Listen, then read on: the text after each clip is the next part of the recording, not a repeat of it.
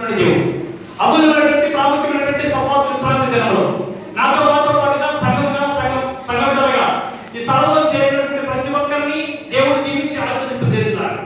ప్రయాసం అనుకోకుండా, బాధ అనుకోకుండా, ఇబ్బంది అనుకోకుండా, ఆశ కలిగి వాక్యం వినడానికి ప్రేరేపబడి వాక్యపు మాట విన్నటువంటి ప్రతి ఒక్కరిని దేవుడు దీవిస్తున్నాడు. వాక్యపు మాట వినటమే కాదు, విన్నటువంటి వాక్యం అర్థమైనటువంటి వాడు దాని గురించి దేనితో ఒక పాయింట్ని వారి జీవితంలోకి మలుచుకొని దాని ప్రకారం చేయాలని నిర్ణయించుకున్నటువంటి వారిని దేవుడు దీవించి ఆశీర్వదింపజేస్తున్నాడు. దేవుడు నాకు అప్పచెప్పినటువంటి పనిలో పాత్రగా నాకు సహకరిస్తున్నటువంటి ప్రతి ఒక్కరు, చిన్న మొదలుకొని వృద్ధుల వరకు నాకు సహకరిస్తున్నటువంటి ప్రతి ఒక్కరిని దేవుడు దీవించి ఆశీర్వదింపజేస్తున్నాడు. ప్రత్యేకించి దేవుని సేవకుడు చేర్చుకునేటువంటి విషయంలో, మందిరాన్ని శుభ్రపరిచేటువంటి విషయంలో, త్వరపడుతూ ప్రార్థన వస్తున్నటువంటి విషయంలో ఆశ కలిగినటువంటి వారిని దేవుడు దీవిస్తున్నాడు. నోరు తెరిచి ప్రార్థన చేస్తున్నాం.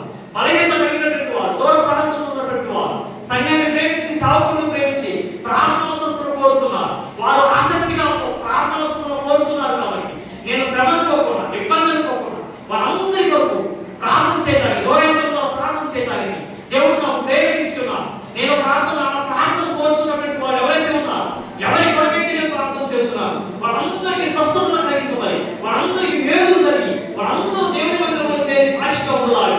ప్రతి నెల మొదటి ఉపవాస ప్రార్థన, భోజన పానీయాలు సిద్ధపాటు చేస్తున్నట్టు, ఆర్థికంగా సహకరిస్తున్నటువంటి వారు, దేవుని మందిరంలో ఉపవాసం ప్రార్థన చేస్తున్నటువంటి వారు, ఉపవాస ప్రార్థన అటెండ్ అవుతున్నటువంటి ప్రతి ఒక్కరిని దేవుడు దీవించాలి. ఇదన్నిటి విషయమై నోరు తెరిచి ప్రార్థన చేస్తున్నాం. మన ముందున్నటువంటి కార్యక్రమం, రాబోయేటువంటి కాలంలో ఉన్నటువంటి కార్యక్రమం, ఆశ్రమం ఉన్నటువంటి పిల్లలందరూ గ్రామంలో చేర్చబడిన తర్వాత 24 గంటల ఉపవాస ప్రార్థన, దానికంటే ముందుగా పరమసేవ పండుగ ప్రార్థన, ఈ రీతిగా దేవుడు అప్పచెప్పినటువంటి పనులు, దేవుడు ఇచ్చినటువంటి ప్రార్థనలు మనందరం ఆసక్తి కలిగి నడిపింపబడాలని ప్రార్థన చేస్తున్నాం.